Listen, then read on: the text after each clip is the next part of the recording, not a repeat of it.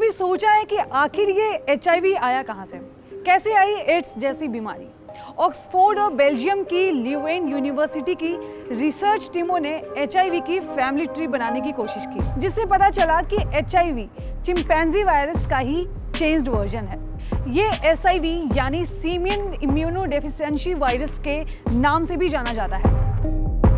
Kinshasa Bush meet का एक large market था और पॉसिबली इन्फेक्टेड ब्लड के कांटेक्ट में आने से ये वायरस इंसानों तक पहुंच गया। इस वायरस ने चिंपैंजी, गोरिल्ला, बंदर और फिर इंसानों को अपने चपेट में लिया। 1920 में ये बीमारी सबसे पहले अफ्रीका के कॉन्गो की राजधानी किनशासा में फैली थी। 1920 के दशक तक किनशासा बेल्जियम कॉन्गो का हिस्सा था और 1966 तक इसे लियोपोल्ड विले कहा जाता था। इस शहर में बड़ी संख्या में पुरुष आए और किनशासा का जेंडर रेशियो बिगड़कर पर फीमेल 2 मेल हो गया। नतीजा प्रोस्टिट्यूशन तेजी से इंक्रीज हुआ। हेल्थ कैंप्स में धड़ल्ले से इस्तेमाल हो रही इन्फेक्टेड नीडल्स ने इस वायरस को पर लगा दिया। अब बात आती है कि आखिर पहली बार ये बीमारी इंसानों में कब देखने को मिली। तो 1959 में कॉन्गो के एक बीमार आदमी के खून के सैंपल में सबसे पहले HIV वायरस मिला था। इसे फर्स्ट HIV इन्फेक्टेड पर्सन भी कहा जाता है और जैसा कि हमने बताया कि उस समय किनशासा सेक्स ट्रेड का सेंटर था और इस तरह ये बीमारी सेक्स ट्रेड और बाकी तरीकों से दूसरे देशों में भी पहुंची। अब बात करेंगे कि ये दूसरे कंट्रीज में कैसे फैली। 1960 में ये अफ्रीका से हैती और द कैरिबियन आइलैंड्स में फैली।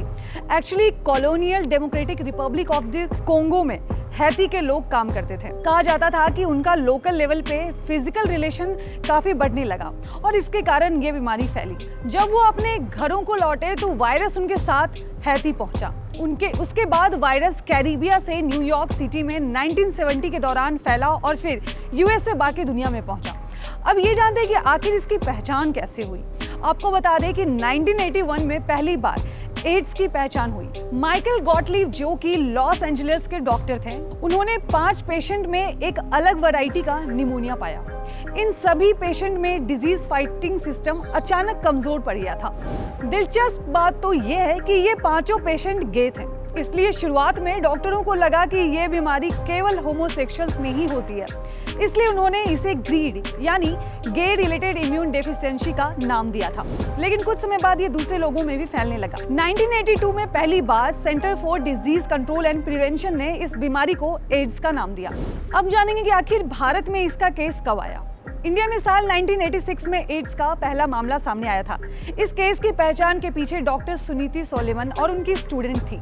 निर्मला ने चेन्नई तमिलनाडु की पहली सेक्स वर्करों के ब्लड का सैंपल कलेक्ट किया और उनकी जांच की। वही एड्स का भारत में पहला मामला पाया गया। अब ये जानेंगे कि आखिर ये बीमारी इतनी खतरनाक क्यों है। इसमें पेशेंट की डिजीज रेजिस्टेंस बहुत ज्यादा कमजोर हो जाती है।